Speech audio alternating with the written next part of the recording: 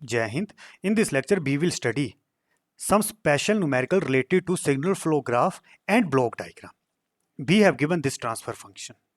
मुझे ये transfer function दिया गया है, मुझे सिग्नल फ्लो ग्राफ और ब्लॉक डायग्राम बनाना है। और ये जो ब्लॉक डायग्राम है एक तरह से ये स्टेट डायग्राम है, तो सिंपली मुझे सिग्नल फ्लो ग्राफ और साथ में स्टेट डायग्राम बनाना है। तो प्रोसेस कैसे चलाना है? अगर मैं न्यूमरेटर और डिनोमिनेटर को देखता हूँ, डिनोमिनेटर में s की हाईएस्ट पावर है 3। अब प्रोसेस कैसे स्टार्ट करना है? मुझे ये ट्रांसफर फंक्शन दिया गया है और ये ट्रांसफर फंक्शन किसके थ्रू कैलकुलेट किया गया है? By using mason gain formula. और मेसन गेन फार्मूला क्या होता है? समेशन ऑफ के को 1 to n वेरी करना है पी के डेल्टा के अपॉन डेल्टा। पी के क्या होता है? पाथ गेन ऑफ के एथ फॉरवर्ड पाथ। और ये डेल्टा क्या होता है? 1 minus sum of loop gain of all individual loops plus sum of gain product of two non touching loops. अब डिनोमिनेटर में मुझे बनाना है 1 माइनस, और वो कैसे बनेगा? अब डिनोमिनेटर में s की हाईएस्ट पावर है 3, मुझे बनाना है 1 माइनस। तो सिंपली न्यूमरेटर और डिनोमिनेटर को मैं s की पावर 3 से डिवाइड करूंगा, मुझे डिनोमिनेटर में 1 माइनस चाहिए। 1 माइनस क्यों चाहिए? मेसन गेन फार्मूले के केस में जो डिनोमिनेटर में टर्म होती है वो होती है डेल्टा, और डेल्टा इसके इक्वल होता है। तो बच्चों वो कैसे बनेगा? इन दोनों टर्म को अगर मैं s की पावर 3 से डिवाइड करता हूं तो ये बनेगी 1 अपॉन s, यहां पर 4s है तो ये बनेगा 4 अपॉन एस स्क्वायर। अगेन ये बनेगा 5 upon s cube upon s cube को एस क्यूब से डिवाइड करेंगे 1 प्लस 6, यहां पर एस स्क्वायर तो नीचे आएगा एस की पावर 3 से डिवाइड करना है प्लस 8 एस स्क्वायर, और यहां पर आएगा प्लस 10 एस क्यूब। अब मुझे नीचे चाहिए 1 माइनस। अब यहां पर डेल्टा है 1 माइनस, मुझे यहां पर चाहिए 1 माइनस, तो उसको मैं कैसे लिखूंगा? तो ये था 1 by S plus 4 by S square plus 5 upon s cube upon 1 minus. जैसे मैंने यहां पर माइनस लिखा तो अंदर की टर्म में माइनस चला जाएगा, 6 upon S minus 8 upon S square minus 10 upon s cube. या आप ये बोल सकते हो यहां पर -1 कॉमन ले लिया तो अंदर की टर्म में माइनस चला जाएगा, जब ये माइनस बाहर निकलेगा तो प्लस हो जाएगा, मतलब यही टर्म बनेगी। और मुझे चाहिए क्या? 1 माइनस। अब बच्चों मेसन गेन फार्मूला होता है ये, एन क्या बताता है? कितने फॉरवर्ड पाथ हैं। इस केस में 3 फॉरवर्ड पाथ आप देख सकते हो, जो न्यूमरेटर में टर्म है ये है फॉरवर्ड पाथ, तो एन है यहाँ पर 3। तो simply P1 delta 1 plus P2 delta 2 plus P3 delta 3 plus delta. अगर मैं इन टर्म्स को देखता हूं तो ये 3 फॉरवर्ड पाथ बताएंगी, और इस क्वेश्चन में डेल्टा 1 डेल्टा 2 और डेल्टा 3 ये सारे के सारे 1 है। सिग्नल फ्लो ग्राफ बनाते हैं। न्यूमरेटर में ये जो 3 टर्म है ये 3 फॉरवर्ड पाथ बताती हैं। अब सिग्नल फ्लो ग्राफ कैसे बनाना है? ये 3 है फॉरवर्ड पाथ, जहां पर s की हाईएस्ट पावर है मैंने उसको पकड़ लिया है 5 अपॉन एस क्यू। इसके लिए मैं फॉरवर्ड पाथ कैसे ड्रॉ करूंगा? This is input node RS, मुझे चाहिए 5 अपॉन एस क्यू, तो यहां पर गेन रखा +5, आगे लिया नोड, मुझे चाहिए एस क्यूब, तो एक नोड मैंने यहां लिखा, गेन बनाया 1 बाई एस। एस क्यूब चाहिए, एक 1 बाई एस आया, एक नोड फिर लिया 1 बाई एस, आगे नोड फिर लिया 1 बाई एस। अब आगे आउटपुट नोड मैंने यहां पर बना दिया C बाई एस। इस आउटपुट नोड की वैसे नीड नहीं होती, आपको पता है। तो इनपुट नोड से आउटपुट नोड की तरफ गए तो फॉरवर्ड पाथ क्या बना? 5 into 1 by s 1 by s 1 by s, that is 5 upon s cube. अगला है 4 अपॉन एस स्क्वायर। स्टार्टिंग मैंने कहां से की? जहां एस की हाईएस्ट पावर थी। अब यहां पर है एस स्क्वायर, तो सिंपली 4 अपॉन एस स्क्वायर कैसे बनेगा? इन दो एस स्क्वायर को मैं यूज करूंगा, साथ में मुझे चाहिए 4, तो सिंपली इनपुट नोड से इस तरह से ब्रांच बनेगी, इस तरह से दिस इज, और गेन मैं लिखूंगा 4। अगर मैं इस फॉरवर्ड पाथ को देखता हूं, इनपुट नोड से आउटपुट नोड की तरफ जाना, तो रास्ते में गेन क्या आएंगे? 4 अपॉन एस स्क्वायर, आपको पता है। तीसरा क्या है? 1 बाई एस, मतलब इस 1 बाई एस को यूज करूंगा, तो सिंपली इनपुट नोड से इस नोड में इस तरह से ब्रांच बनाऊंगा और जिसका गेन क्या रखूंगा? +1। अब 3 फॉरवर्ड पाथ मैंने बना लिए हैं। पहला फॉरवर्ड पाथ ये था 5 अपॉन एस क्यूब, दूसरा फॉरवर्ड पाथ ये था, और थर्ड फॉरवर्ड पाथ ये था। अब इसके आगे मुझे लूप्स बनानी है। इस टर्म को देखो, ये एक तरह से क्या होता है डेल्टा, और डेल्टा क्या होता है 1 minus sum of loop gain of all individual loops plus sum of gain product of two non touching loops. जैसे इस क्वेश्चन में मैं देखता हूं तो यहां पर कोई भी टू नॉन टचिंग लूप्स नहीं होंगी। अब इस क्वेश्चन में कोई भी टू नॉन टचिंग लूप्स नहीं है, और ये क्या है एक तरह से लूप, तो लूप बनाते हैं। और लूप कैसे बनाना है, अब आपने जो s की कम पावर है वहां से स्टार्ट करना है -6/s। यहां पर कहां से स्टार्ट करते हैं, जो हाईएस्ट पावर है, यहां पर जो लोएस्ट पावर है यहां पर है -6/s, तो मुझे चाहिए -6/s, तो दिस इज 1/s। यहां से मैं इस तरह से एक ब्रांच निकाल लूंगा और गेन क्या रखूंगा -6। अगला मुझे चाहिए -8/s², तो 1/s 1/s, मतलब ये दोनों यूज होंगे। एक इस तरह से ब्रांच बनाएंगे डेट इज, और यहाँ गेन क्या होगा -8। इसी तरह से यहाँ पर है -10/s³, तो ये 1/s, ये 1/s, ये 1/s यूज होगा, इस तरह से लूप बनेगी, और और गेन क्या होगा -10। अब इस क्वेश्चन में कोई भी टू नॉन टचिंग लूप्स नहीं था। अब इस क्वेश्चन में टू नॉन टचिंग लूप्स नहीं था। अब जैसे मैंने ये डायग्राम बनाया था, इस डायग्राम ने ये फार्मूला सेटिस्फाई कर दिया, इस ट्रांसफर फंक्शन को सेटिस्फाई कर दिया है। तो सिंपली यहाँ कोई भी टू नॉन टचिंग लूप्स नहीं है, और आप इन तीनों लूप्स को देखो तो एक दूसरे को टच करती हैं आपस में। हमें कैसे पता लगेगा कि टू नॉन टचिंग लूप्स होंगी कि नहीं होंगी, वो आपको इस ट्रांसफर फंक्शन को देख के, और जैसे ही आप सिग्नल फ्लो ग्राफ बनाओगे उसको देख के आइडिया हो जाएगा कि टू नॉन टचिंग लूप्स होंगी कि नहीं होंगी। अब इसके आगे मुझे बनाना है स्टेट डायग्राम। वो कैसे बनाना है, अगर मैं इन नोड्स को देखता हूँ, इस नोड को देखता हूँ, इस नोड में इनकमिंग ब्रांच है, तो एक तरह से ये है समिंग पॉइंट, जिसको मैंने लिख दिया 1। इसको देखता हूँ, ये इनकमिंग, तो ये भी एक तरह से समिंग पॉइंट है 2। इसको देखते हैं इनकमिंग, ये भी इनकमिंग ब्रांच, तो ये भी एक तरह से समिंग पॉइंट है। इनको देखता हूं आरएस, यहां पर केवल आउट गोइंग ब्रांचेज हैं, तो एक तरह से इसको मैं बोल सकता हूं टेको पॉइंट, मतलब ये जो 4 और 1 ये जो ब्रांचेज हैं ये है एक तरह से टेको पॉइंट, टेको पॉइंट 1। अगेन इस नोड को देखो और इस नोड को देखता हूं, तो इस नोड से ये आउटगोइंग ब्रांचेज निकल रही हैं, तो एक तरह से ये क्या होगा टेको पॉइंट 2। और ये तो गेन है 1/s 1/s 1/5 5, ये क्या है गेन। अब बच्चों पहले 3 समी पॉइंट लगेंगे, मुझे स्टेट डायग्राम बनाना है, मैंने 3 समी पॉइंट बना लिए पहले। अगेन ये था इनपुट नोड, एक तरह से इनपुट था। इस इनपुट और इस समिंग पॉइंट के बीच में जो गेन है 5 क्या है, एक तरह से ट्रांसफर फंक्शन। अगेन इन दो समिंग पॉइंट के बीच में जो गेन है वो है 1/s। एक तरह से स्टेट डायग्राम में ये जो 1/s होता है ये होता है इंटीग्रेटर, और आपको पता है इंटीग्रेटर का जो लैप्लास होता है वो 1/s होता है, तो एक तरह से 1/s है, इसको मैं रिप्रेजेंट करूंगा एज ए इंटीग्रेटर। एक तरह से ये ऑपरेशनल एम्पलीफायर है, ये किसको रिप्रेजेंट करता है 1/s। इसी तरह से इन दो समिंग पॉइंट के बीच में भी 1/s है, तो एक तरह से ये क्या है अगेन इंटीग्रेटर, एक और इंटीग्रेटर। अगेन इस समिंग पॉइंट और स्टेको पॉइंट के बीच में अगेन 1/s है, तो एक और इंटीग्रेटर लगेगा। और यहां पर मैंने इसको बोल दिया आउटपुट सिग्नल, ये CS एक तरह से आउटपुट सिग्नल है। अब कनेक्शन लगा लेते हैं बच्चों, इसको देखो, ये जो टेको पॉइंट था, मतलब ये एक तरह से टेको पॉइंट है, यहां से उठाया, एक तरह से फीडबैक सिग्नल है -6, और इसको थर्ड समिंग पॉइंट में एंटर किया है, this is first, this is second, this is third, तो यहां से उठाया, फीडबैक सिग्नल है, गेन है -6, इसको लिखा जाता है 6।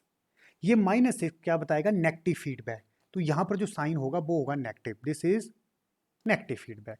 इसी तरह से 1/s अगर मैं इस लूप को देखता हूं तो -8, तो सिंपली ये जो टेको पॉइंट है और ये जो टू समिंग पॉइंट है, एक तरह से ये नेगेटिव फीडबैक है, यहां भी -8 है, तो इसको मैं इस तरह से रिप्रेजेंट करूंगा -8, मतलब ट्रांसफर फंक्शन है 8, माइनस लगा है, माइनस मतलब नेगेटिव फीडबैक, यहां पर लिख दिया नेगेटिव साइन।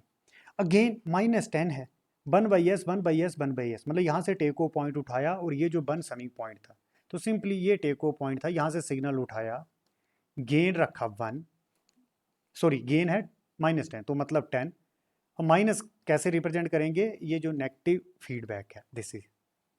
अगेन RS से टू समिंग पॉइंट के बीच में गेन है 4। तो सिंपली यहाँ से उठाया इस तरह से, 2 समिंग पॉइंट यहाँ पर है, गेन है 4, अब +4 है, तो एक तरह से ये जो समिंग पॉइंट है यहाँ पर साइन क्या होगा, प्लस। अगेन ये टेक ओ पॉइंट, सिग्नल यहाँ से उठाया, थर्ड समिंग पॉइंट में एंटर किया है, simply this is take off point. Gain कितना है, +1।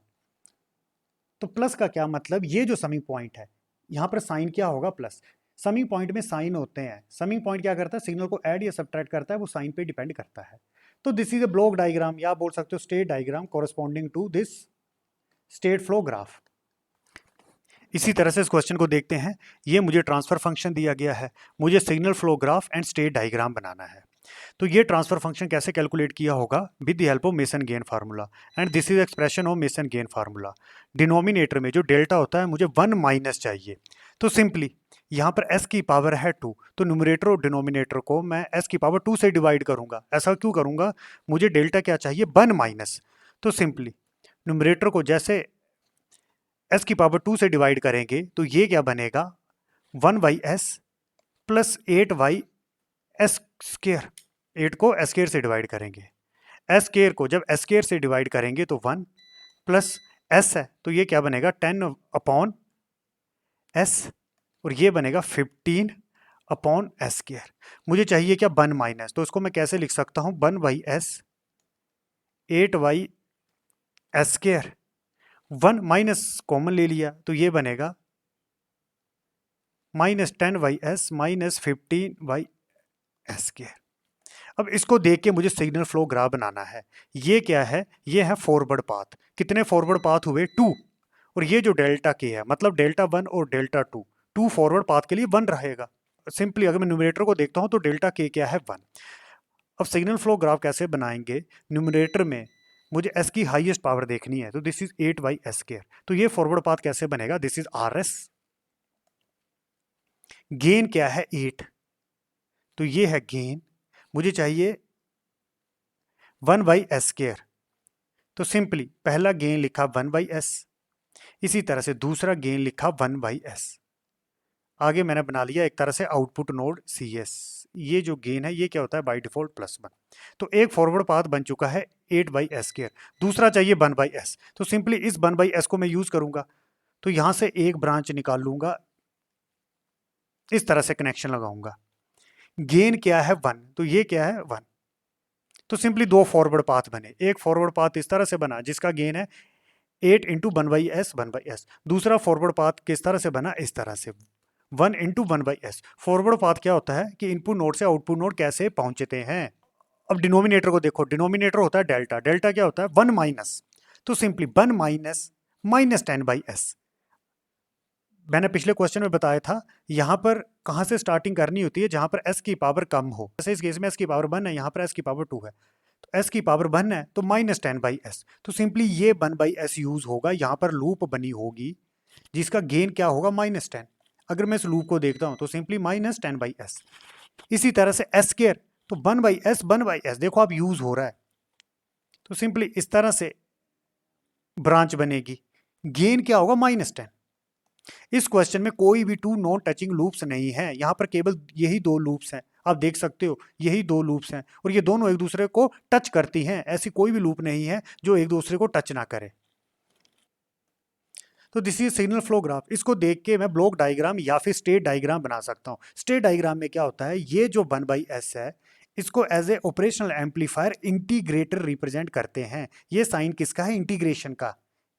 इंटीग्रेशन का साइन इसी तरह से होता है ना। तो ये जो ऑपरेशनल एम्पलीफायर है ये इंटीग्रेटर को रिप्रेजेंट करेगा।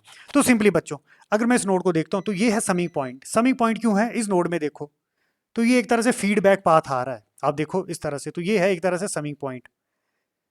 तो this is first summing point. इसी तरह से इसको देखते हैं, एक फीडबैक पाथ इस तरह से आया, दूसरा ऊपर से आया, तो ये भी एक तरह से समिंग पॉइंट है। अगेन क्या ये समिंग पॉइंट है बच्चों, यहां पर आउटगोइंग ब्रांचेज है, इसको मत ले लेना, ये है गेन। अगर मैं नीचे देखता हूं तो आउटगोइंग ब्रांचेज है, तो एक तरह से ये है टेक ऑफ पॉइंट। इसी तरह से ये भी टेक ऑफ पॉइंट है, आप देखो ऊपर से ब्रांच गई है, तो this is take off point, this is T1, this is T2। तो बच्चों इसको देख के मैं जल्दी से स्टेट डायग्राम बना लूंगा। एक समिंग पॉइंट ये लगाया मैंने, दूसरा समिंग पॉइंट ये लगाया, और ये था RS और यहां पर था CS। तो सिंपली RS और CS के बीच में गेन है 8। तो ब्लॉक डायग्राम में जो ट्रांसफर फंक्शन होगा वो क्या होगा, 8। इन दो समिंग पॉइंट के बीच में लगा है 1/s, मतलब इसको एज ए इंटीग्रेटर रिप्रेजेंट करेंगे। ये जो साइन है इंटीग्रेशन का है, ये एक तरह से क्या है 1/s। इसी तरह से इस समिंग पॉइंट और ये जो टेक ऑफ पॉइंट है इसके बीच में एक और इंटीग्रेटर है, तो एक और इंटीग्रेटर लगा लोगे आप। This is integrator sign. Again अब टेक ऑफ पॉइंट देखते हैं। अगर मैं इसको देखता हूं तो ये क्या एक तरह से नेगेटिव फीडबैक है, -10। यहां से सिग्नल उठाया है, इस समिंग पॉइंट में एंटर करना है। This is first summing point, this is 2। तो यहां से सिग्नल उठाया जो एक तरह से टेक ऑफ पॉइंट था। गेन कितना है, -10। तो ये जो समिंग पॉइंट है ये नेगेटिव फीडबैक होगा, यहां पर साइन होगा माइनस। गेन क्या है 10 और माइनस क्या बताएगा, ये नेगेटिव फीडबैक है।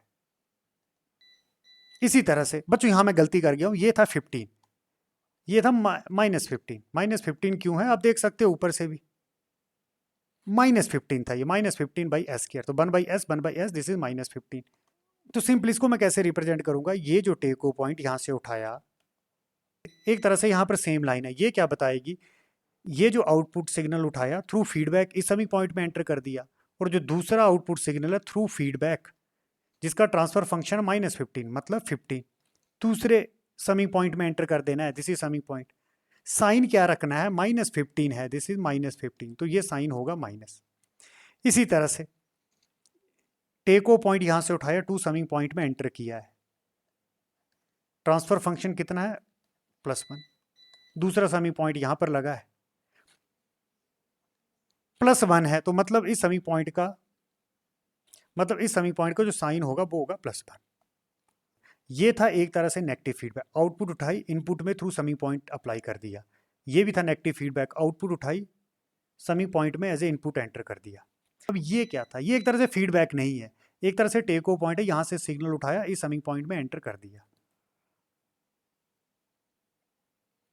फीडबैक में क्या होता है, जो सिग्नल है वो आउटपुट से उठाया जाता है, और यहां पर जो सिग्नल था ये था टेक ऑफ पॉइंट, इनपुट से उठाया गया है। तो एक तरह से आप बोल सकते हो यहां से इनपुट से सिग्नल उठाया, इस समिंग पॉइंट में एंटर कर दिया, तो ये सिंपली फीडबैक नहीं है। तो सिंपली यहां पर था 1/s, ये था इंटीग्रेटर, पॉजिटिव में था, तो यहां भी मैं साइन प्लस रिप्रेजेंट कर सकता हूं इसको, this is A plus, again this is also plus, +8 था, तो इस समिंग पॉइंट में ये जो साइन है ये है प्लस। तो दिस इज स्टेट डायग्राम। इस क्वेश्चन को देखते हैं। हमें एक डिफरेंशियल इक्वेशन दी गई है, f is equal to md²x/dt² plus f dx/dt plus kx। Draw signal flow graph and state diagram. अब पहले इस इक्वेशन के लिए मुझे ट्रांसफर फंक्शन लिखना है। What is the transfer function, the Laplace of output upon input. This is A differential equation. तो ये जो फोर्स है दिस इज ए इनपुट, एक तरह से आउटपुट क्या है, ये जो x है दिस इज आउटपुट वेरिएबल, या मैं इसको बोल सकता हूँ दिस इज आउटपुट, एक्चुअल में ये डिस्प्लेसमेंट है। तो सिंपली ट्रांसफर फंक्शन क्या होगा, मुझे x of s output upon input, इसके बीच में रेशियो कैलकुलेट करनी है। तो पहले ट्रांसफर फंक्शन कैलकुलेट करते हैं। मैं सिंपली लूंगा लैप्लास, f का लैप्लास होगा f of s, m double derivative है तो कैसे लिखेंगे, s² x of s। Transfer function के केस में इनिशियल कंडीशन 0 होती हैं, प्लस f सिंगल डेरिवेटिव है तो इसको लिखेंगे s x of s plus k x of s। तो सिंपली x ऑफ s मैं कॉमन लूंगा, अंदर क्या बचेगा, ms² plus fs plus k। तो simply x of s that is output upon ये फोर्स है इनपुट, मैं इसको यहां पर ले आता हूं, तो ट्रांसफर फंक्शन क्या बनेगा, 1 अपॉन ये टर्म डिनोमिनेटर में चली जाएगी, ms² fs प्लस के। अब ये ट्रांसफर फंक्शन दिया गया है, अब ये ट्रांसफर फंक्शन है, मुझे कैलकुलेट करना है सिग्नल फ्लो ग्राफ। अब सिग्नल फ्लो ग्राफ से जब हम ट्रांसफर फंक्शन कैलकुलेट करते हैं तो मेसन गेन फार्मूला लगाते हैं। तो सिंपली डिनोमिनेटर में जो फर्स्ट टर्म है वो होनी चाहिए 1। अब वो 1 कैसे हो सकती है, अगर डिनोमिनेटर से मैं ms² कॉमन ले लेता हूं तो क्या रिमेनिंग रहेगा, 1 plus fs upon ms² plus k ms²। तो सिंपली मुझे फर्स्ट टर्म करनी है 1, तो ये 1 कैसे हो सकती है, सिंपली मैं इसको इस तरह से लिखता हूँ 1 अपॉन एम एस स्क्वायर, इसको मैं ऊपर ले जाता हूँ 1। अब मैसन गेन फार्मूले के केस में डेल्टा का फार्मूला होता है 1 माइनस, तो माइनस अंदर मुझे माइनस लिखना पड़ेगा, या आप बोल सकते हो मैंने माइनस कॉमन ले लिया, तो इसको मैं कैसे लिख सकता हूं, एफ अपॉन एम, एक एस कैंसिल हो जाएगा, upon 1/s plus K upon M into 1 upon S square. तो simply this is delta 1 minus, नीचे दिया गया है loop gain of individual loops, तो simply this is 1 minus, inside bracket दिया गया है loop gain of individual loops. तो बच्चों माइनस कॉमन लिया था तो यहां भी माइनस आएगा, मैंने लिखा नहीं है, तो दिस इज ए माइनस। एक तरह से -1 यहां से कॉमन लिया तो अंदर माइनस चले जाएगा। अब माइनस कॉमन क्यों लिया, मेसन गेन फार्मूले के केस में डेल्टा होता है 1 माइनस इंडिविजुअल लूप गेन्स। अब इसको देख के सिग्नल फ्लो ग्राफ बनाते हैं, जो न्यूमरेटर है न्यूमरेटर बताएगा फॉरवर्ड पाथ, तो 1 अपॉन एम एस स्क्वायर बनाना है, तो this is input node R S, यहां पर लिखा गेन 1/m। अगला नोड बनाया, अब यहां पर गेन आएगा 1/s, आपको पता है। अगेन फिर नोड बनाएंगे, गेन आएगा 1/s। अब यहां पर लिखेंगे आउटपुट नोड, यहां पर मैंने बनाया आउटपुट नोड। तो एक तरह से एक ही फॉरवर्ड पाथ है, आप देख सकते हो। अगर गेन को मल्टीप्लाई करता हूं 1 upon M into 1 upon s into 1 upon s, तो यही बनेगा। अब यहां पर मैंने लिखा है कैपिटल एम, पर क्वेश्चन में मुझे स्मॉल एम दिया गया था, इसमें कंफ्यूज मत हो जाना। ये जो स्मॉल एम है आपको इसको कैपिटल एम से लिख लेना है, this is capital M, this is capital M.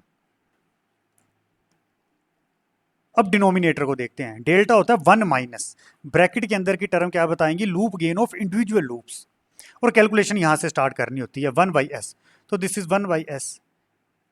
तो सिंपली आपने इस तरह से फीडबैक पाथ ले लेना है, गेन कितना रखना है -f/m। इसी तरह से यहां पर है -k/m 1 अपॉन एस स्क्वायर, तो यहां से लेके यहां तक 1/s, लूप कैसे बनेगी 1/s, इस तरह से लूप एक आपने कोर ले लेनी है।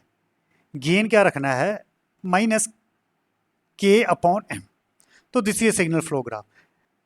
अब इसको देख के स्टेट डायग्राम बनाना है। ये नोड किसको रिप्रेजेंट करेगा, ये नोड रिप्रेजेंट करेगा समिंग पॉइंट। आप यहां पर देखो ये सिग्नल यहां पर इनकमिंग है, मतलब इसमें एंटर करता है, तो एक तरह से ये है summing point. Again this is also summing point, यहां पर देखो ये सिग्नल एंटर करता है, यहां पर एक तरह से फीडबैक सिग्नल है, तो this is summing signal. Again अगर मैं इसको देखता हूं तो बच्चों यहां पर केवल आउट गोइंग है, तो एक तरह से ये टेक ऑफ पॉइंट है,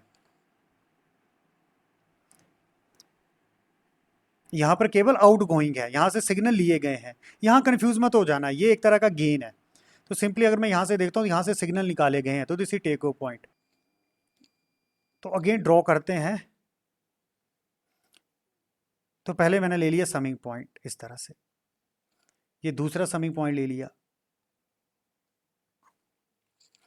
this is input R S, input और समिंग के बीच में गेन है 1/m, मतलब एक तरह से मैं इसको ब्लॉक से रिप्रेजेंट करूंगा और जिसका ट्रांसफर फंक्शन होगा 1/m। ये है पॉजिटिव, तो एक तरह से यहाँ पर मैं पॉजिटिव साइन भी रिप्रेजेंट कर सकता हूँ इस समिंग के लिए।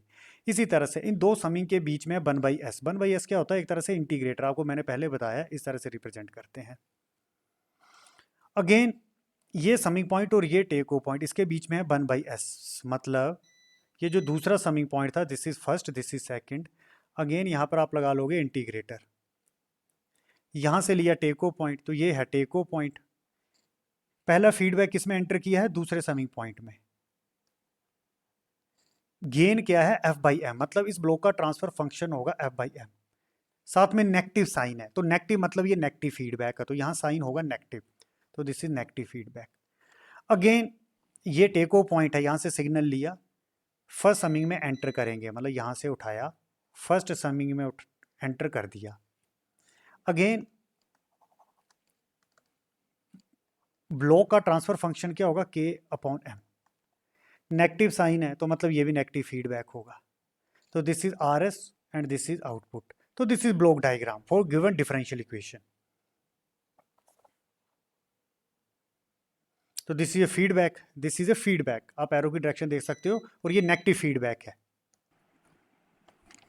Calculate the transfer function using block reduction rules, ये एक ब्लॉक दिया गया है, मुझे ट्रांसफर फंक्शन कैलकुलेट करना है by using block reduction rules. अगर मुझे बोला नहीं गया होता कि ब्लॉक रिडक्शन रूल्स निकालने हैं तो मैं क्या करता, ये जो ब्लॉक्स है सिंपली मेसन गेन फार्मूले के थ्रू इसका ट्रांसफर फंक्शन कैलकुलेट कर देता। मेसन गेन फार्मूले में क्या होना था, इस ब्लॉक को मुझे सिग्नल फ्लो ग्राफ में कन्वर्ट करना था और उसके बाद मेसन गेन फार्मूला लगा लेना था। पर मुझे दिया गया है कि मुझे ब्लॉक रिडक्शन रूल्स लगाने हैं। Now this is block diagram. Block reduction में क्या होता है कि हम ट्रांसफर फंक्शन कैलकुलेट करने के लिए डिफरेंट रूल्स अप्लाई करते हैं। यहाँ पर ट्रांसफर फंक्शन क्या होगा, the ratio between output upon input. This is output y and this is input x। मुझे y और x के बीच में रिलेशन कैलकुलेट करना है। पर इस क्वेश्चन में ब्लॉक रिडक्शन के रूल्स डायरेक्टली नहीं लग सकते। वो क्यों नहीं लग सकते, इस केस में क्या है, एक तरह से क्रॉस कपल्ड डिवाइस बना हुआ है। यहाँ से आउटपुट उठाई, आप देखो एक तरह से ये फीडबैक है, इस समिंग पॉइंट में अप्लाई कर दिया, मतलब इस ब्लॉक की इनपुट में अप्लाई कर दिया। इसी तरह से यहां से आउटपुट उठाई, इस ब्लॉक की इनपुट में अप्लाई कर दिया, मतलब आप देखो ये जो आउटपुट है इस समिंग पॉइंट में अप्लाई कर दी गई है। और ब्लॉक रिडक्शन रूल्स क्या होते हैं, उस केस में टेक ऑफ पॉइंट को हम आगे पीछे शिफ्ट कर सकते हैं या फिर समिंग पॉइंट को आगे पीछे शिफ्ट कर सकते हैं, और वो रूल इस क्वेश्चन में एप्लीकेबल नहीं है। तो इस क्वेश्चन को मैं कैसे करूँगा, तो इस क्वेश्चन को किस तरह से करेंगे, ये आउटपुट है, ये आउटपुट क्या है, यहाँ पर जो आउटपुट आ रही हैं उनको ऐड कर दिया है, दिस इज समिंग पॉइंट। इसको मैंने ले लिया बाई 1, इसको ले लिया बाई 2, तो सिंपली यहाँ पर आउटपुट क्या होगी, बाई 1 प्लस बाई 2। तो मैं क्या करूँगा, इन दोनों आउटपुट को अलग अलग कर लूँगा, इसको मैंने कर दिया बाई 1, इसको मैंने कर दिया बाई 2। इसी तरह से ये x था, सेम x इन दो समिंग पॉइंट की इनपुट में अप्लाई किया था। अब मैं इनपुट्स को भी अलग अलग कर दूंगा, पर जैसे ही मैं इनपुट्स को अलग करूंगा तो ये जो इनपुट है x, इसको मैं बोलूंगा x1। इसी तरह से ये जो समिंग पॉइंट है, ये जो इनपुट x है, इसको मैं बोलूंगा x2। मतलब मैंने क्या किया, इनपुट को भी अलग अलग कर दिया। इस समिंग पॉइंट को इनपुट को बोल दिया x1 और इस समिंग पॉइंट के इनपुट को बोल दिया x2। एक्चुअल में इन दोनों समिंग पॉइंट की जो इनपुट है वो है x, वो आपको पता है। तो सिंपली नीचे इस तरह से ब्लॉक बन जाएगा, दिस इज आउटपुट y1 जो यहाँ पर अलग कर लिया, दिस इज आउटपुट y2 जो यहाँ पर अलग कर लिया। अब ये जो इनपुट है x, ये किसके इक्वल है, जो इसमें एंटर करेगी उसको मैंने बोल दिया x1, और सिंपली जो इस समिंग पॉइंट में एंटर करेगी उसको मैंने रिप्रेजेंट कर दिया x2। अब बच्चों मुझे y अपॉन x कैलकुलेट करना है, तो मैं सुपरपोजिशन थ्योरम लगाऊंगा। सुपरपोजिशन थ्योरम में क्या होगा, सिंपली पहले मैं सारे के सारे पॉसिबल केस के लिए ट्रांसफर फंक्शन कैलकुलेट कर दूंगा। x होता है इनपुट, y होता है आउटपुट। तो पहले मैं क्या करूंगा, y1 अपॉन x1 के बीच में ट्रांसफर फंक्शन कैलकुलेट करूंगा। अब मैं इसको आउटपुट, इसको इनपुट लूंगा, y2 अपॉन x2 के बीच में ट्रांसफर फंक्शन कैलकुलेट करूंगा। उसके बाद इसको लूंगा आउटपुट, इसको लूंगा इनपुट, y1 और x2 के बीच में ट्रांसफर फंक्शन कैलकुलेट करूंगा। और लास्ट में इसको लूंगा आउटपुट और इसको लूंगा इनपुट, इसके बीच में ट्रांसफर फंक्शन कैलकुलेट करूंगा। फिर अकॉर्डिंग टू सुपरपोजिशन थ्योरम मुझे कैलकुलेट करना है y अपॉन x। तो वो कैसे मिलेगा, इन सभी केसेस को मैं ऐड कर दूंगा। तो पहला केस क्या है, मुझे y1 और x1 के बीच में ट्रांसफर फंक्शन कैलकुलेट करना है। जब मैं y1 और x1 के बीच में ट्रांसफर फंक्शन कैलकुलेट करूंगा तो x2 और ये जो y2 है इसको मैं ले लूंगा 0। ये आपको पता है, नेटवर्क में भी इसी तरह से करते हैं, इन दोनों को ले लिया 0। अब बच्चों जैसे ही इनको लिया मैंने 0, तो एक तरह से इस समिंग पॉइंट का कोई मतलब नहीं है। यहाँ पर आउटपुट क्या होगी, जो सिग्नल यहाँ से आएगा, x2 को कर दिया है 0, तो इस समिंग पॉइंट का कोई मतलब नहीं है। तो इसको मैंने यहाँ से रिमूव किया, सिंपली इस तरह से कनेक्शन बना दिया। x2 है 0, तो यहाँ पर अब कोई कनेक्शन नहीं है और इस समिंग पॉइंट का कोई मतलब नहीं है। अगेन बच्चों y2 हो चुका है 0, y2 भी 0 है, तो सेम इस आउटपुट टर्मिनल का कोई मतलब नहीं है।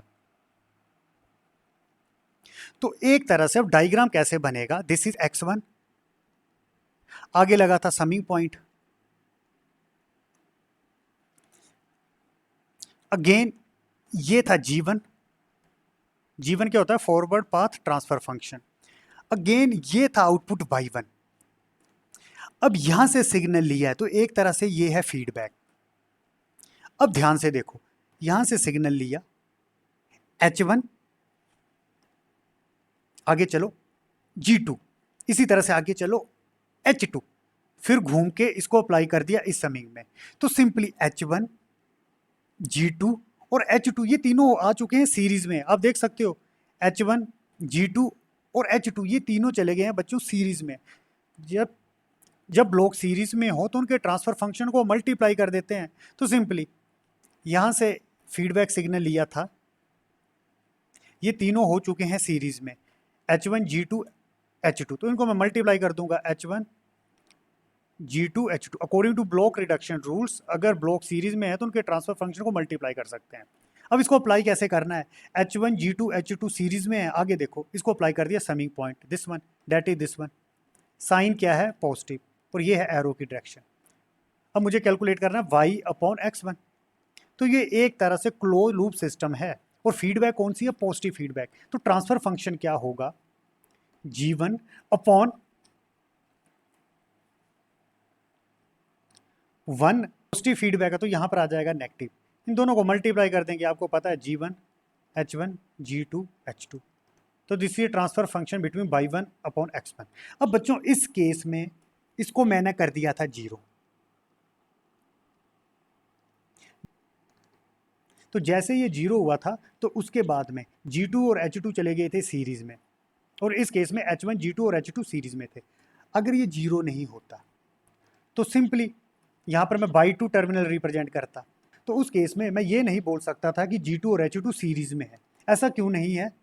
इस केस में ये y2 आउटपुट है। अब यहाँ से सिग्नल उठाया गया है तो एक तरह से H2 क्या हो जाना था? फीडबैक।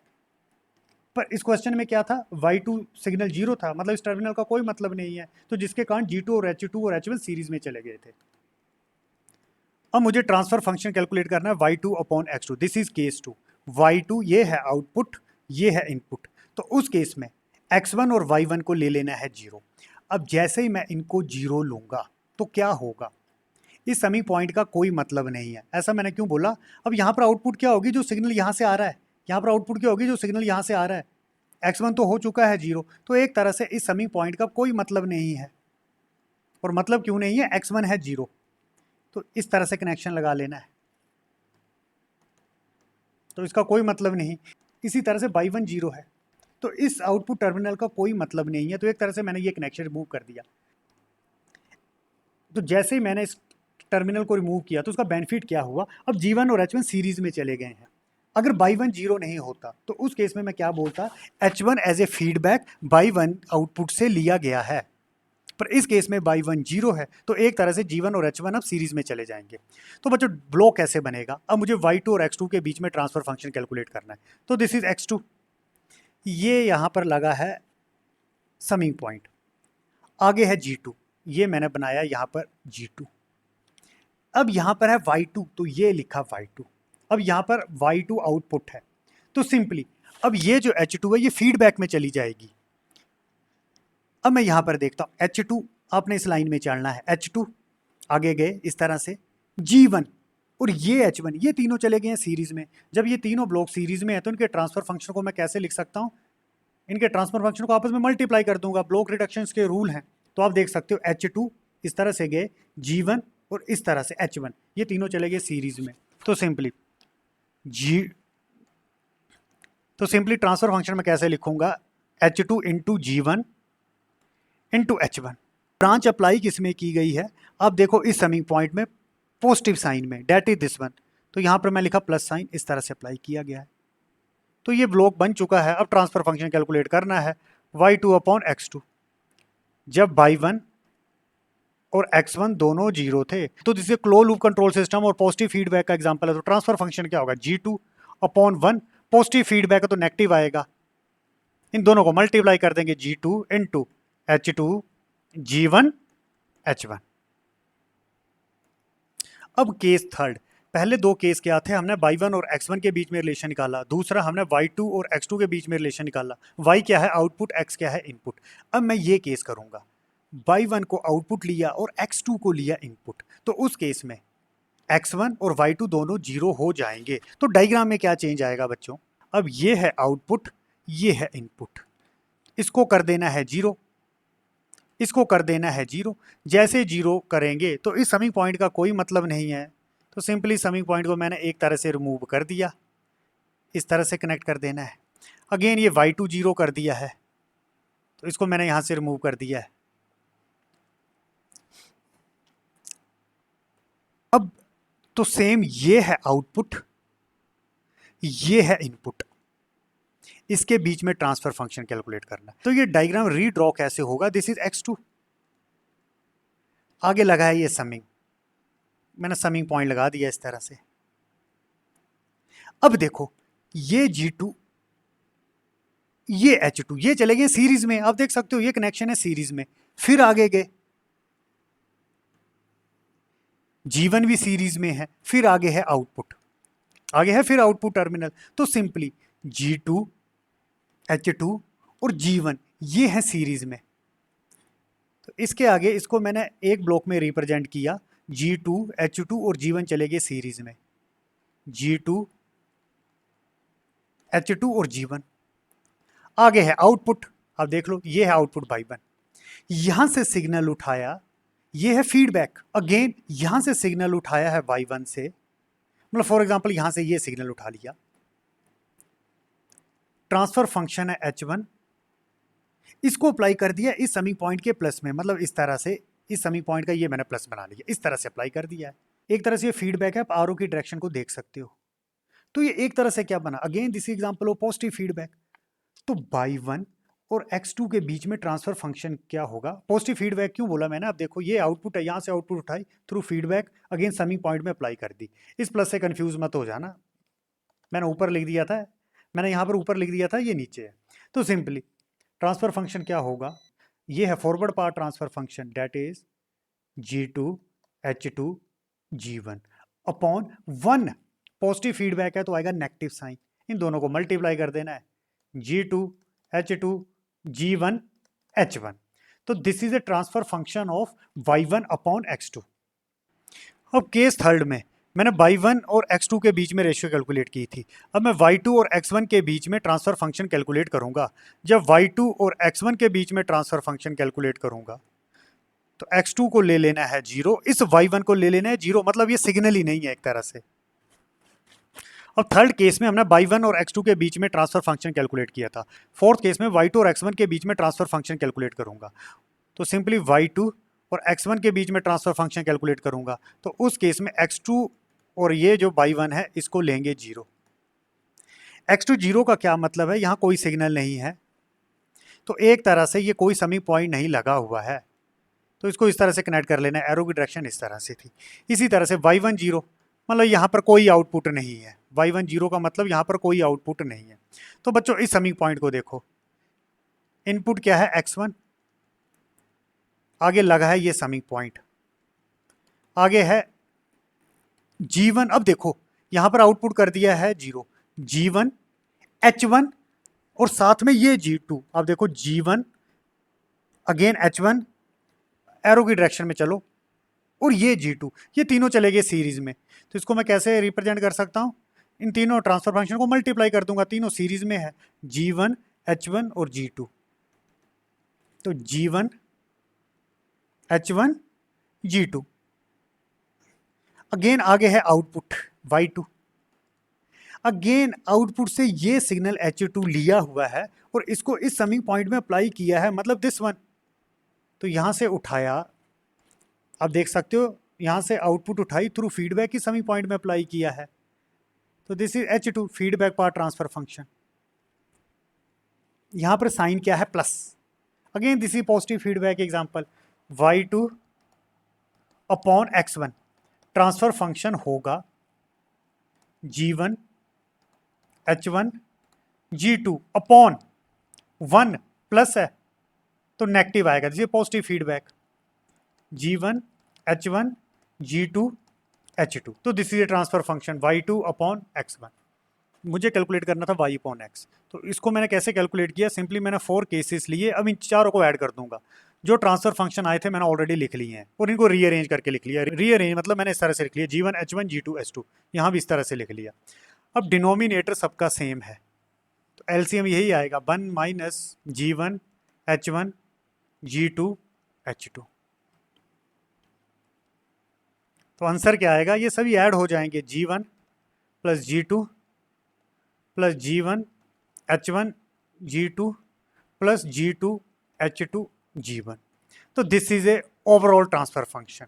हमें ये क्वेश्चन दिया गया था और हमें ब्लॉक रिडक्शन रूल लगाने थे। अब इस क्वेश्चन में ब्लॉक रिडक्शन लग नहीं रहे थे, तो हमने क्या किया, यहाँ पर आउटपुट कंबाइन हो रही थी, तो इसको मैं लिख दिया बाई 1, इसको लिख दिया बाई 2, और ये जो इनपुट थी इसको अलग अलग करके लिख लिया, this is x1 and this is x2। Last में मैंने ये 4 केस कैलकुलेट किए और बाद में सभी को ऐड कर दिया। अगर ब्लॉक रिडक्शन नहीं लिखा होता तो सिंपली अगर मैं मेसन गेन फार्मूला लगाता तो ट्रांसफर फंक्शन कैलकुलेट करना काफ़ी ईजी होता। तो उस केस में मुझे सिंपली इसको सिग्नल फ्लो ग्राफ में कन्वर्ट करना था और बाद में उसके लिए ट्रांसफर फंक्शन लिख देना था। मुझे एक सिग्नल फ्लो ग्राफ दिया गया है और इस सिग्नल फ्लो ग्राफ में 2 इनपुट्स हैं R1 और R2 और 2 ही आउटपुट हैं C1 एंड C2। मुझे कैलकुलेट करना है the transfer function between C1 upon R1, that is this is output this is input, and C2 upon R2 and C2 upon R1 and C1 अपॉन R2, और मुझे लगाना है mason gain formula. तो simply बच्चों हमें डिफरेंट आउटपुट और inputs के लिए ट्रांसफर फंक्शन कैलकुलेट करना है। अब मेसन गेन फार्मूले के केस में जो डेल्टा होता है वो फॉरवर्ड पाथ पे डिपेंड नहीं करता। तो इन 4 केसेस के लिए जो डेल्टा होगा वो होगा सेम। पहले मैं डेल्टा कैलकुलेट करूंगा। अब पहला स्टेप क्या होता है, मुझे नोड्स में नंबरिंग असाइन करनी होती है। जैसे ये जो नोड है इसको मैंने असाइन कर दिया 1, इसको कर दिया 2, इसको कर दिया मैंने 3, इसको कर दिया 4। इसी तरह से ये भी नोड्स हैं। क्या इनको नंबर असाइन करने हैं, ये आपकी मर्जी है, आप कर भी सकते हो या इग्नोर कर सकते हो। इन इनपुट्स नोड के लिए केवल सिंगल आउटगोइंग ब्रांच है, एक तरह से ये गेन दिया गया है, तो यहाँ पर असेंशियल नहीं है कि नंबर असाइन कर लेना है। इसी तरह से आउटपुट नोड में केवल इनकमिंग ब्रांच है, एक तरह से जो इनकमिंग गेन है वो है +1, तो इन नंबरिंग को आप इग्नोर भी कर सकते हो। अब बच्चों मैं डायरेक्टली डेल्टा की वैल्यू लिखूंगा। तो डेल्टा क्या होता है, 1 माइनस इंडिविजुअल लूप्स लिखनी होती हैं। तो लूप्स कौन कौन सी हैं, एक लूप तो ये बनी आपको पता है, तो G1 into H1, this is H1, तो सिंपली माइनस G1 H1। इसी तरह से दूसरी लूप कौन सी बनी, आप इसको देखो, मैं इसमें चलता हूं इस तरीके से G4 और यहीं से वापस आ जाता हूं। आप देखो इस तरह से यहां से चले यहीं से वापस, तो दूसरी लूप है, तो मैं डायरेक्टली यहां पर लिख रहा हूं, मैं डायरेक्टली लूप लिख रहा हूं G4 H4। अगली लूप कौन सी है, इसी तरह से अगर आप यहां से देखो बच्चों, इस तरह से चले G2 एरो की डायरेक्शन में चलना है, माइनस H2 इसी नोड में स्टॉप हो जाना है। लूप के केस में स्टार्टिंग नोड और एंड नोड सेम रहता है। तो अगली लूप क्या है, G2 माइनस H2, तो date is minus G2 H2। इसी तरह से ये भी एक लूप है, G3 इंटू माइनस H3, तो G3 H3। इसी तरह से अगर मैं इस तरह से चलता हूं, आप देखो इस तरह से गए, एरो की डायरेक्शन में चलना है। लूप में कोई भी नोड एक बार से अधिक कवर नहीं होना चाहिए, केवल स्टार्टिंग नोड 2 बार कवर होता है। फिर इस तरह से गए अगेन, फिर इस तरह से चले गए, कोई भी नोड एक से अधिक बार कवर नहीं हुआ, फिर इस तरह से वापिस आ गए। तो दिस इज ए लूप। इस लूप में कौन कौन से आए, तो मैं यहां पर लिख रहा हूं, प्लस पहले आया G2, फिर आया माइनस H3, फिर आया G4 और लास्ट में आया ये माइनस H1। ये माइनस माइनस एक दूसरे को कैंसिल कर देंगे, ये प्लस बन जाएंगे। इसी तरह से मैं इसको भी लूप बोल सकता हूं। यहां से चले, आप ध्यान से देखना, फिर इस तरह से गए, फिर इस तरह से आए, कोई भी नोड एक से अधिक बार कवर नहीं हो रहा है, फिर इस तरह से आगे, तो ये लूप बनी। यहां से चले आप देखो, फिर इस तरह गए, फिर इस तरह से गए, फिर इस तरह से गए, तो दिस इज ए लूप। तो रास्ते में गेन कौन कौन से आए, G1 प्लस, तो रास्ते में गेन आए G1, फिर आया माइनस H4, फिर आगे आया G3 और लास्ट में आया ये माइनस H2। ये माइनस माइनस एक दूसरे को कैंसिल करके प्लस बनेंगे। इसी तरह से ये माइनस माइनस एक दूसरे को कैंसिल करके प्लस बन जाएंगे। इसी तरह से ये दोनों माइनस भी एक दूसरे को कैंसिल करके प्लस बन जाएंगे। फार्मूला क्या होता है, delta 1 minus sum of loop gain of individual loops plus आगे हम देखते हैं 2 नॉन टचिंग लूप्स। अब यहाँ था 1 माइनस, आगे ये सारी की सारी टर्म ब्रैकेट में लिखी गई हैं, आगे लिखते हैं प्लस, फिर ब्रैकेट हम स्टार्ट करते हैं। अब हम देखते हैं कौन सी टू नॉन टचिंग लूप्स नहीं है। बच्चों एक लूप तो ये डायरेक्टली दिखाई दे रही है, ये दोनों लूप एक दूसरे को टच नहीं करती, तो इनके गेन को मल्टीप्लाई कर देंगे, तो सिंपली G1 इंटू H1, ये माइनस का है, into G3 into minus H3। आप देख सकते हो these are two non touching loop. इसी तरह से टू नॉन टचिंग लूप्स कौन सी हैं, अगर मैं इस लूप को देखता हूं बच्चों, इसको ध्यान से देखो, मैं इस तरह से बना रहा हूं G2 माइनस H2, और साथ में ये जो लूप बनी है इस तरह से,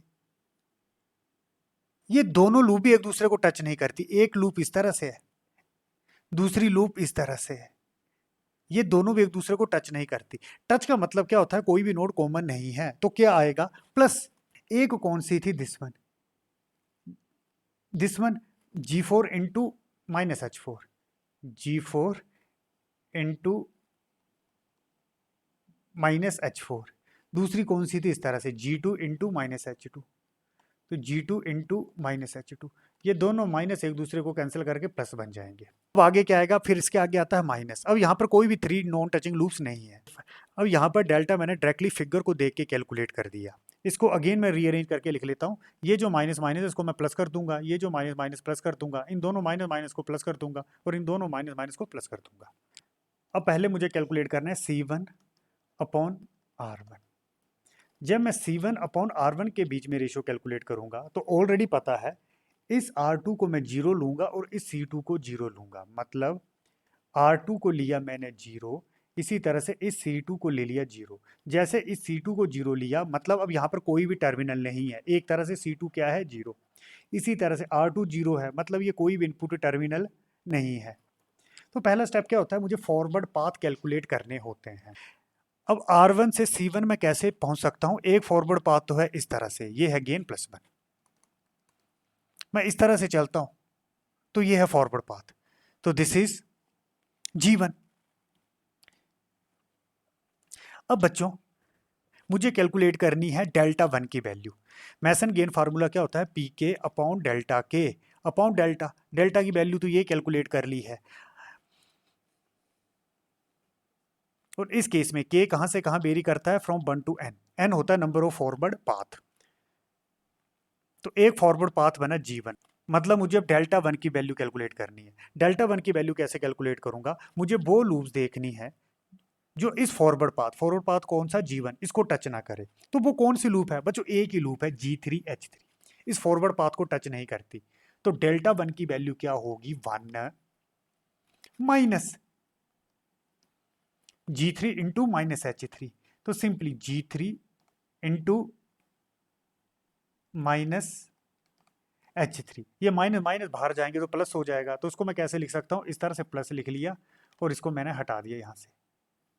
अब क्या कोई और फॉरवर्ड पाथ है R1 से C1 जाने के लिए, अब देख लो एक फॉरवर्ड पाथ हो रहा है। मैं इस तरह से गया एरो की डायरेक्शन में, यहां से गया, इस तरह से मुड़ा, फिर इस तरह से गया, फिर आगे चला गया।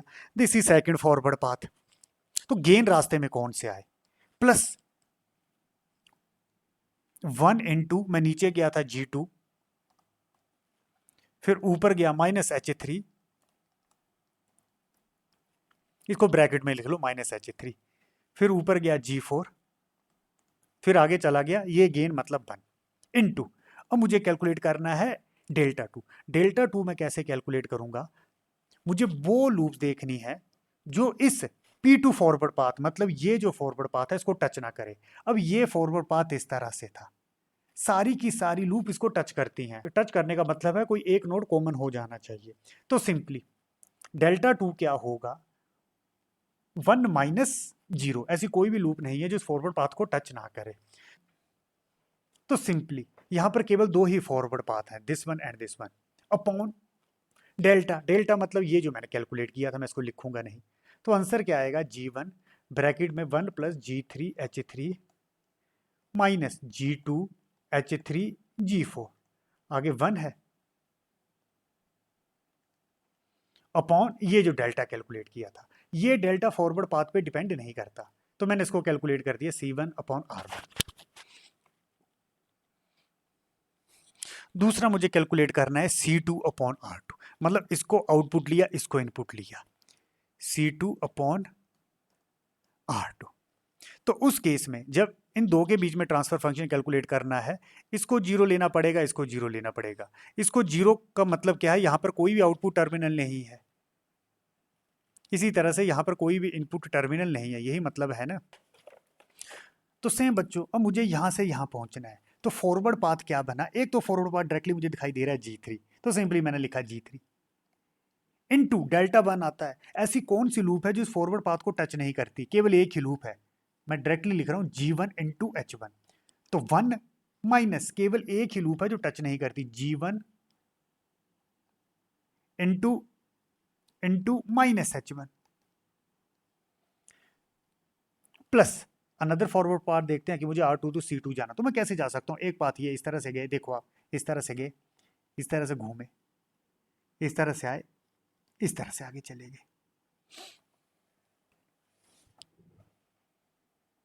तो सिंपली यहां से चले G4 इंटू माइनस H1, इसको ब्रैकेट में लिख लिया करो, इसका मतलब ये दोनों मल्टीप्लाई हो रहे हैं। अगर मैं ब्रैकेट नहीं लगाता तो ऐसे लगता है कि ये दोनों सब्ट्रैक्ट हो रहे हैं। फिर इस तरह से गेन है G2 इंटू दिस वन, मतलब गए किस तरह से, इस तरह से गए, इस तरह से गए, इस तरह से गए, इस तरह से, इंटू 1 मतलब ये जो गेन +1 है, ये भी है +1।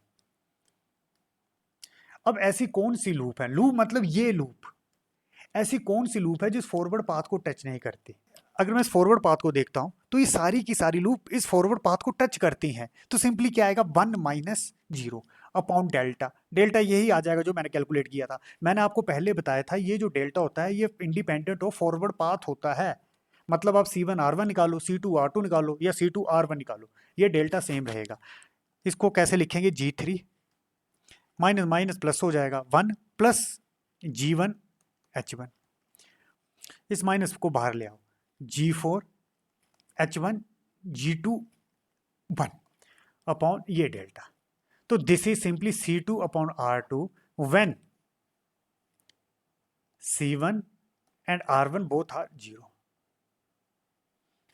अब मुझे कैलकुलेट करना है C2/R1, C2/R1, तो इसको 0 लेना पड़ेगा, इसको 0 लेना पड़ेगा। जैसे इसको 0 लिया मतलब अब ये टर्मिनल है ही नहीं एक तरह से, इसको 0 लिया ये भी टर्मिनल है ही नहीं है एक तरह से। अब कैलकुलेट करेंगे C2/R1, तो उस केस में जो 0 मैं लूँगा उसको लूँगा C1 एंड R2, इन दोनों को 0 लूँगा। तो बच्चों फॉरवर्ड ट्रांसफ़र फंक्शन निकालते हैं। मुझे यहाँ से यहाँ जाना है, कैसे पहुँच सकता हूँ, एक फॉरवर्ड पाथ तो डायरेक्ट इस तरह से दिखाई दे रहा है, तो सिंपली G2 इंटू 1, मुझे वो लूप्स देखनी है जो इस फॉरवर्ड पाथ को टच ना करे। क्या कोई ऐसी लूप है, एक लूप तो मुझे डायरेक्टली दिखाई दे रही है बच्चों, इसको देखो, ये जो लूप है, ये जो लूप है मतलब G4 और H4, ये इस फॉरवर्ड पाथ को टच नहीं करती। टच का मतलब कोई भी नोड कॉमन नहीं होना चाहिए। इस फॉरवर्ड पाथ में नोड कौन से इन्वॉल्व हुए, this one and this one, और इस लूप में जो नोड इन्वॉल्व है दिस वन, तो मतलब ये लूप टच नहीं करती। तो 1 minus G4 into H4, G4 into minus H4 plus क्या कोई और फॉरवर्ड पाथ है जाने के लिए, अगेन मुझे इनपुट से आउटपुट की तरफ जाना है, तो मैं इस तरह से भी चल सकता हूँ, इस तरह से, ये देखना ध्यान से, फिर इस तरह से हो गया एरो की डायरेक्शन में, फिर इस तरह से, फिर इस तरह से। तो गेन रास्ते में कौन से आए, +1 इंटू G1, फिर आगे आया दिस वन माइनस H4, फिर आया G3 इंटू 1। ऐसी कौन सी लूप है जो इस फॉरवर्ड पाथ को टच नहीं करती। अगर मैं इसको इस तरह से देखता हूं तो ये नोड इन्वॉल्व हो चुका है, ये भी नोड इन्वॉल्व हो चुका है, ये भी नोड इन्वॉल्व हो चुका है, ये भी नोड इन्वॉल्व हो चुका है, मतलब सारे के सारे नोड इन्वॉल्व हो चुके हैं। तो ये 1 माइनस 0 आएगा अपॉन डेल्टा, डेल्टा जो ये कैलकुलेट किया था, इसको मैं रीअरेंज करके लिख लेता हूँ, G2 1 माइनस माइनस हो जाएंगे plus, plus G4 H4 minus, ये माइनस बाहर आ जाएगा, G1 H4 G3 upon delta, तो this is C2 upon R1। अब मुझे कैलकुलेट करना है C1 अपॉन R2। This is output node, this is input node. इसकी वैल्यू को 0 ले लेना है, इसकी वैल्यू को 0 ले लेना है। मतलब ये जो कनेक्शन है ये एग्जिस्ट ही नहीं करता। इसी तरह से ये भी कनेक्शन यहाँ पर नहीं है, इसको रिमूव कर देना है। तो सिंपली मुझे कैलकुलेट करना है C1 अपॉन R2। 0 किसको लेना है? R1 एंड C2, इनकी वैल्यू ले लेनी है 0। तो फॉरवर्ड पाथ कौन से हुए? एक तो डायरेक्टली मुझे यहाँ पर दिखाई दे रहा है, तो गेन क्या आया? G4। अब मुझे कैलकुलेट करना है डेल्टा 1। इस फॉरवर्ड पाथ को कौन सी लूप टच नहीं करती? इस फॉरवर्ड पाथ के लिए ये दो नोड इन्वॉल्व हुए, ये दो नोड फ्री हैं और यहाँ पर लूप बनती है। तो सिंपली 1 माइनस कौन सी लूप इस फॉरवर्ड पाथ को टच नहीं करती बच्चों? तो ये कौन सी है? G2 into minus H2।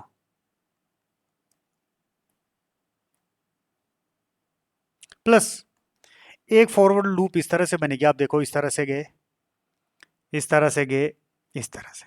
तो सिंपली रास्ते में गेन कौन से आए? G3 minus H2 G1।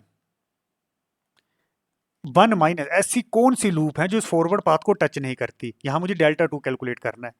तो इस फॉरवर्ड पाथ में ये सारे के सारे नोड इन्वॉल्व हो चुके हैं, तो इन लूप में से ऐसी कोई भी लूप नहीं है जो इस फॉरवर्ड पाथ को टच नहीं करती। ये सारी की सारी लूप इस फॉरवर्ड पाथ को टच करती हैं। तो 1 माइनस 0 अपॉन डेल्टा, डेल्टा जो अभी यहाँ पर कैलकुलेट किया था, इसको रीअरेंज करके लिख लेता हूँ। G4 1 माइनस माइनस हो जाएंगे प्लस, तो अंदर बचेगा G2 H2 माइनस ये बाहर आ जाएगा, तो G3 H2 G1 upon delta, delta जो ये था। तो सेम बच्चों हमने 4 के 4 केस कैलकुलेट कर दिए। और याद क्या आपको रखना है, जो डेल्टा होता है वो एक बार ही कैलकुलेट करना है स्टार्टिंग में, वो फॉरवर्ड पाथ पे डिपेंड नहीं करता। इसी तरह से अगर ये क्वेश्चन इस तरह से दिया होता है, मतलब ये आउटपुट कंबाइन की होती है और यहाँ पर लिखा होता आउटपुट, इस क्वेश्चन में अगर इस तरह से चेंज किया होता और यहाँ पर होते इनपुट, तब ट्रांसफर फंक्शन क्या होना था? C upon R। उस केस में इसको सोल्व करना बहुत ईजी था, सिंगल इनपुट थी और यहाँ पर सिंगल आउटपुट थी। तो सिंपली आपको डिफरेंट लूप्स कैलकुलेट करनी थी, डिफरेंट फॉरवर्ड पाथ कैलकुलेट करने थे, 2 and 3 non touching loops calculate करनी थी, और बाद में मेसन गेन फार्मूले के थ्रू ट्रांसफर फंक्शन कैलकुलेट कर देना था।